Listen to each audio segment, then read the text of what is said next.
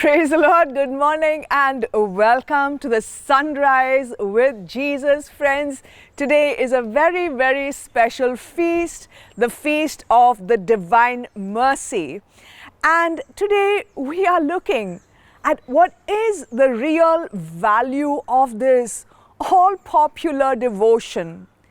Saint Pope John Paul II, who is also now known as the Divine Mercy Pope and the Divine Mercy Saint, he says, apart from the mercy of God, apart from divine mercy, there is no source of hope for humankind. Humankind, yes, it refers to all peoples, to all nations, and it refers to you and to me. And here the Saint Pope is telling us, for you and me to be saved from whatever the crisis that threatens us may be, for you and I to experience the salvation of our souls, the salvation of our family, whatever that salvation that we need so desperately, he says the only hope we have is in the mercy of God. Now, when we look at this big statement, we need to consider, is it poetry? Because we know that St. John Paul II was very much a poet. Is it an exaggeration because he was Polish? Or is it real? And if it is real, this has a real impact on our lives. We need to know how we can access it, how we can experience that salvation through divine mercy.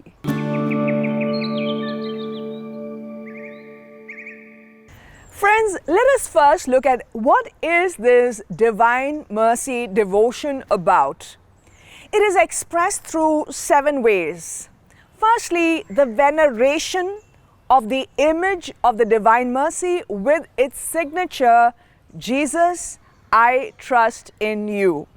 Now friends, let us note, it is the veneration of the image and not the worship of the image. Veneration is, I honor it because of a certain value I have for the person whom it points out to, the person who perhaps has given it to me. So I am honoring this image very specifically because there is a message below, a signature as it is known, Jesus, I trust in you.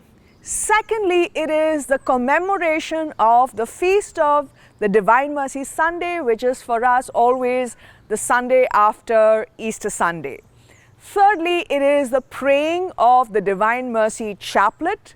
Fourthly, it's the praying of the Divine Mercy Novena. Fifthly, it is the observance of the Hour of Divine Mercy, which is an option of 3 p.m. wherever you are in the world, or even of 3 a.m. And the next is the Divine Mercy calls us to exercise mercy in words, in deeds, and in prayer, in praying for others. Now friends, here is where we see this devotion is taking a turn, and it is so different from all the other devotions because it requires from us to live mercy in words, in our actions, and in praying for others. And lastly, the Divine Mercy devotion requires us to work for the spreading of works of mercy. So it's about bringing the kingdom of heaven on earth by working actively, every one of us, wherever we are placed, in our communities, in our families, in our parishes, on the media ground, wherever we are, to work to spread and promote the works of mercy. Now, when we look at divine mercy, we realize that this has become very popular only in the last few decades. Now, very many of us grew up with the Sacred Heart having a very central place, and therefore we could wonder, is this just a fad, Pope John Paul II took it up, and so is it like just for a little while till some other great devotion takes that centrality? And here is where we need to go to the origins of the specific Divine Mercy devotion that we have before us.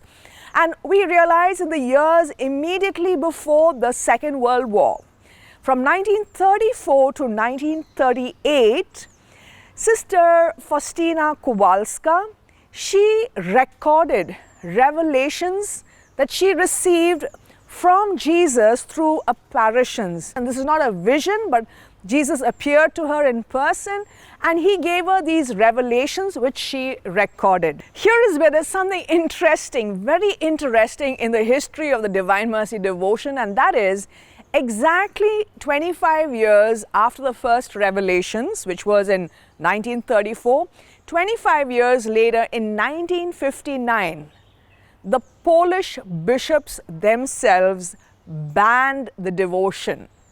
Well, the reasons are very interesting in that when they looked at the Divine Mercy image and they looked at those streams of mercy, a red stream of light and the white stream of light, they immediately equated it with the Polish flag, which is red and white.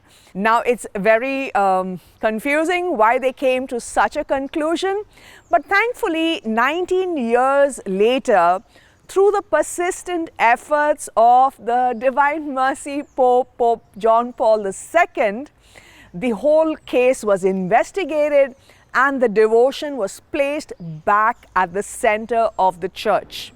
Friends, here is where there's something else that we need to know about the history of this image. When Jesus appeared to Sister Faustina Kowalska, he very specifically wanted that image to be painted. And therefore, under her direction, a Lithuanian artist painted the Divine Mercy image. When Sister Faustina, Saint Faustina, looked at this image, it is said that she wept. She was so grieved because the painting did not capture the beauty of the vision. And subsequently, the Lord consoled Saint Faustina, telling her specifically that it is not about the color of the paint that the brush has applied on the painting, but it was all about His grace. We see through the messages that clearly the Lord is centering our attention through the Divine Mercy devotion back to the climax at Calvary, where after all the evil has been perpetrated, after death has been the verdict, after all that the sin of humankind has done, it is mercy that triumphs. The heart of God pours out mercy, salvation, and grace. And here is where the great saint Pope John Paul II, he says mercy is so necessary because it is greater than sin, greater than all the evil the world can encounter. It is greater than death. So the first important fact that you and I need to know about the Divine Mercy is that it is centered on the salvific act at Calvary of mercy pouring out of the heart of God. Salvation accomplished by the mercy of God. And friends, here we need to understand that God's nature is mercy, but for Him to dispense mercy and save humankind cost Him everything. It was through the sorrowful passion and death of Jesus that mercy was dispensed to humankind. And this is the first thing that you and I need to contemplate on. This is the central aspect of Divine Mercy.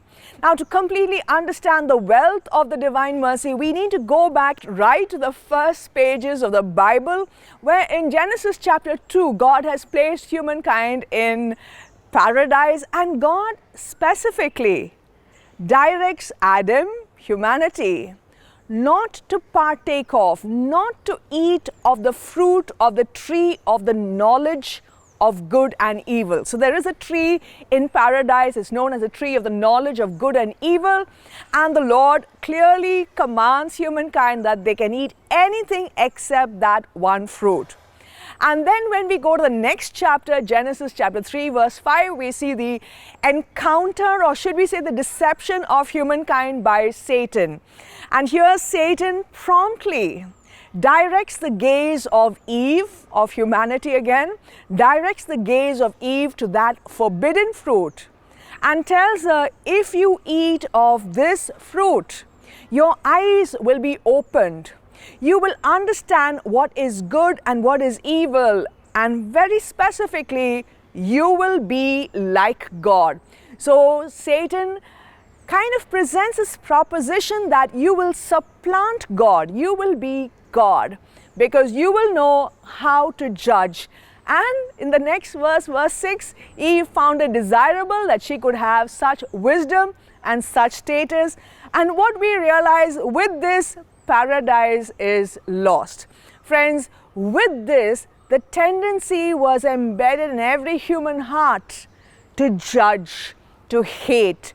And what we see immediately there at paradise is Adam and Eve, after consuming this fruit of knowledge of good and evil, they have shame and guilt. They judge themselves, they hate themselves.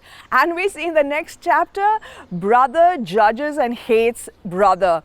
And today, when we look at humanity, we realize, yes, we judge those within our family, we judge every person we meet, we judge the person by the actions, we judge the person by the looks, we even judge people whom we do not know. We're very busy passing judgments on everyone, and here is where we realize the very act of judgment pushes us out of paradise.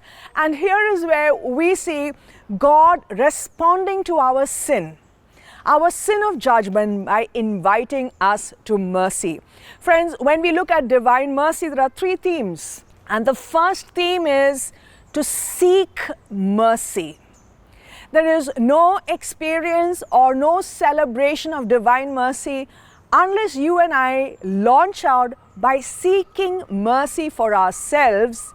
And this means, firstly, refusing, desisting from judging others. Friends, to judge another person, we must understand, is to take the place of God. In Genesis chapter 50 verse 19, Joseph of the Old Testament specifies, he says to his brothers who are seeking his mercy, he says, can I take the place of God? Because it is God alone who has the power to sit on the judgment seat. Jesus specifies it is only the one who is without sin who can cast the first stone. And to imagine I am sinless, to imagine I am perfect, is an imagination that I am God. Scripture clearly tells us that vengeance, revenge, which comes from judgment, belongs to God. Jesus himself came to this world, God though he was. He clearly says, I have come not to judge but to save. And he warns us. In Matthew chapter 7 verse 1 we read, he warns us, if you judge, you will be denied mercy. You will be judged. And today we must understand, if we have judged, basically we have supplanted God, and God can do nothing for us. God cannot give us the mercy we so need to experience salvation. Now, in seeking mercy, we see the prerequisite is to repent from judging others, and secondly, to turn seeking pardon from God for our own sinfulness. It is to tell God, God, I have sinned. I do not want sin in my life. I do not want the curse of sin, and I do not want the pleasure of sin. And friends, if I do not want the curse of sin, which is destruction of relationships, destruction of my life, eternal destruction, I also cannot partake of the pleasures of sin. And this also means I cannot take pride in the sins of the past and what I have gained through the sins of the past. So it's a complete rejection of sin. And this is what seeking mercy is. And the Lord God has clearly said to Saint Faustina, He says, anyone who seeks my mercy, who believes in mercy, will obtain it. And here is where we come to the second theme of divine mercy, and that is to trust in the mercy of God. Friends, when we look at our innate tendency to judge others, we must understand the only way we can be delivered from that tendency to judge is by looking to the divine mercy, and which is why we have the importance of the veneration of the image of the divine mercy. Friends, meditating on what Christ has done for us, meditating on Jesus, whose heart has been cut open and from which flows mercy, living mercy, our eyes shall be healed of its sickness, its tendency to judge. Friends, when we judge certain people, when we take an instant dislike to certain people, it's precisely because there is a venom of bitterness and hatred within us. It has nothing to do with the persons we look at. And when we look at the divine mercy, when we look at the heart of God, that venom within us is drained away. And we see the prophecy of the divine mercy, Zechariah chapter 12 verse 10, where the word of God says, they shall look upon him whom they have pierced, and I will pour out a spirit of mercy. He will deliver us from the spirit of judgment. He will give us a spirit of mercy and supplication when we look upon him whom we have pierced. And because of that spirit of mercy, our hearts will come alive. It will not be cold, stony hearts, but hearts that are moved by the suffering that we have caused. And friends, it is when we contemplate the mercy of God, when we trust in Jesus, which is why it is said the signature of the divine mercy image is, Jesus, I trust in you. When we contemplate this, we are converted to being saints. Friends, we've heard how it is said, every saint has a past, every sinner has a future. And that difference that can lead us from a past of sin to a future of being a saint is the contemplation of the divine mercy of God. And the third theme of the divine mercy is to be channels and witnesses of mercy, to communicate mercy. And this means living out mercy through works of mercy. We know there are corporal acts of mercy and spiritual acts of mercy. Living out mercy in our families. Charity begins at home by being patient, by being kind, by being forgiving to those whom we live with, by being merciful on social media, by being merciful to people we meet, by allowing ourselves to love others without judging them for their acts or their beliefs or their failures. Friends, it is when we live by such mercy would we have really experienced the power of God's mercy. Yes, friends, to celebrate the divine mercy is about accomplishing God's plan for humankind. Because by our conversion to the mercy of God, by our communication of the mercy of God, we shall draw humankind to the foot of the cross. We shall draw humankind to gaze upon the heart of God. We shall draw humankind to come alive to the mercy of God, and this earth will become a paradise again.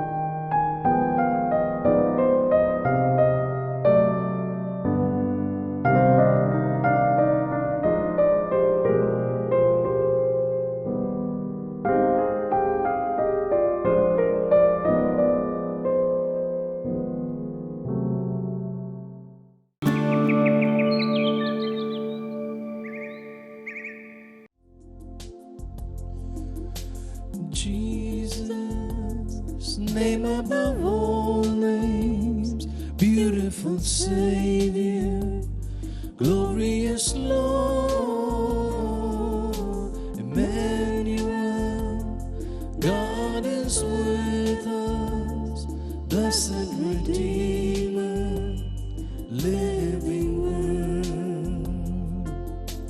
Jesus, name above all names, beautiful Savior, glorious Lord, Emmanuel, God is with us, blessed Redeemer, living Word. Jesus, name above all names, beautiful Savior, glorious Lord, Emmanuel, God is with us, blessed Redeemer, living Word.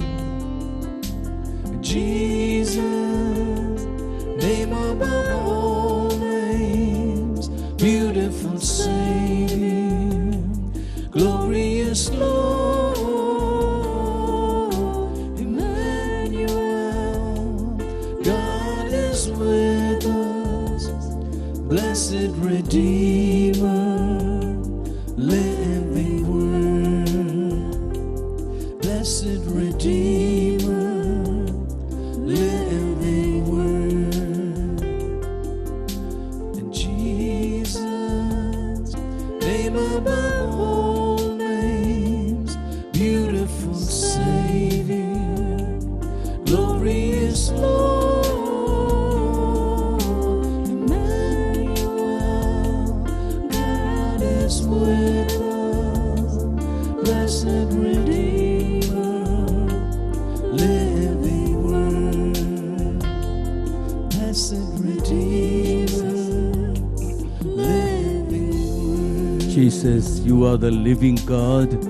You're with us, present in the Holy Eucharist. We worship you, we adore you. It is you, O God. It is you really present here in this sacred host. We see your face, we feel your presence. Your strength is prevalent everywhere. Thank you, O God, for your mercy being revealed to us today. We trust in your mercy and power. We offer to you, O God, the whole world, this broken world, the wounded humanity. We bring before you, O God, and we worship you. We adore you. You are the Son of God.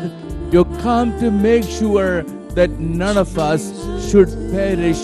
O God, for your infinite mercy and compassion, we praise you. We thank you, O God. We thank you. Praise you, Jesus. Thank you, Lord. Jesus.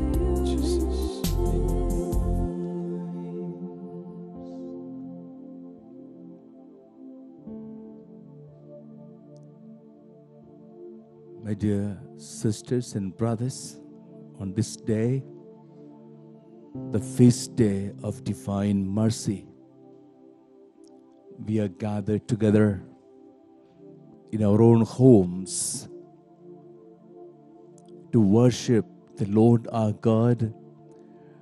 God is truly present to us in the Holy Eucharist. From the altar, the Lord is telling every one of us, this is my body to be broken for you. What Jesus said during the Last Supper to the apostles, this is my body to be broken for you. Breaking his own body, offering his own body to be broken, our Lord has revealed his infinite mercy for the broken humanity. And today, the Lord is waiting to reveal that great mercy to every one of us. Merciful God, a God who weeps, a God who cares, a God who comes down powerfully for the hungry, for the sick, for the outcast, for the marginalized. A God today shedding tears. As Martha and Mary saw him in Bethany, in their house, shedding tears, sobbing. The Lord is present in every sick family,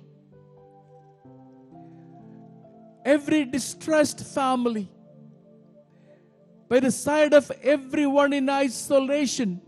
The Lord is present in tears, sobbing. And that mercy flowed out powerfully, raising up the dead man. And that's what we are praying, that everyone know this mercy and turn to him. They will not perish. They will be healed. They will be comforted by the mercy of our God, meditating on this great mercy revealed in Jesus Christ.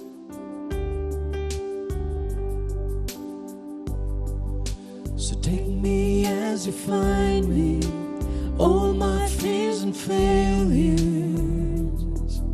and fill my life again.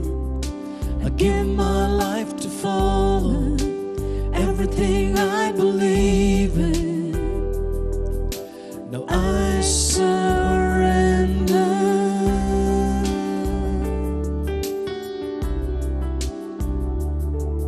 And Savior, He can move the mountain. My God is mighty to save. He is mighty to save. Forever, author of salvation. He rose and conquered the grave. Jesus conquered the grave for me. My dear sisters and brothers, as we meditate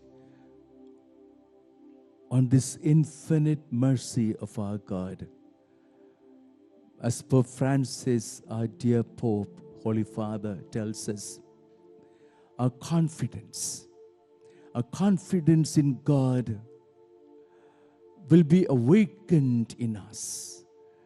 The only confidence we have today in these hard times, the Pope continued, is in the mercy of our God.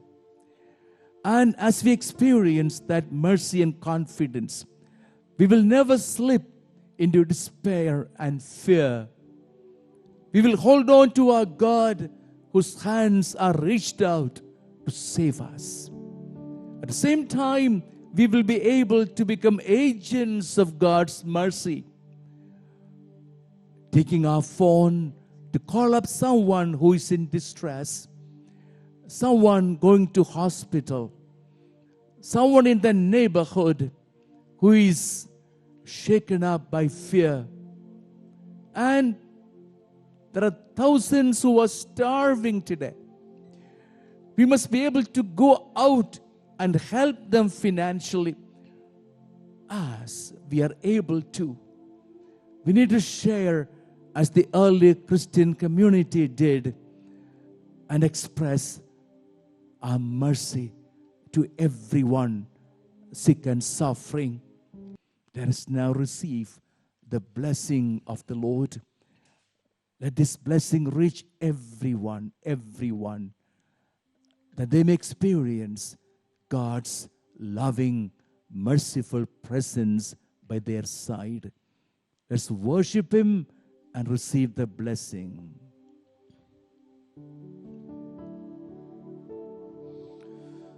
Come and worship, royal priesthood. Come and praise Him, holy nation. Worship Jesus, our Redeemer. He is precious, King of glory. Hallelujah, hallelujah, hallelujah, hallelujah, hallelujah, hallelujah,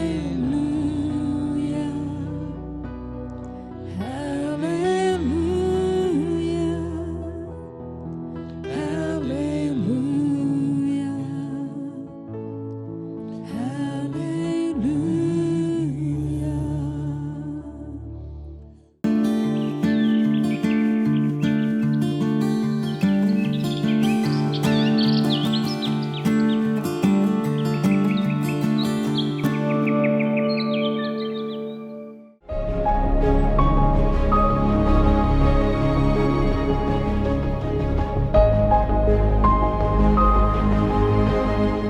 Friends, the lockdown has changed all of our lives.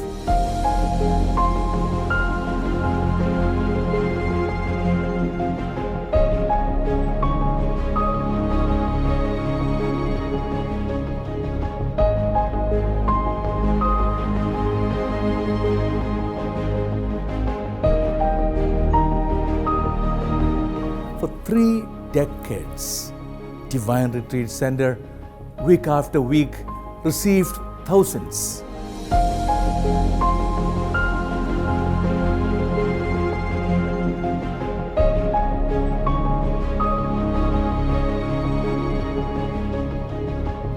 And we worshiped together and experienced the marvelous ways of God saving us.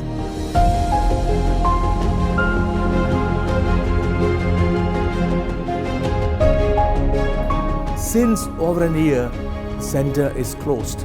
But in amazing ways, God has led us to continue our ministry through the YouTube channel.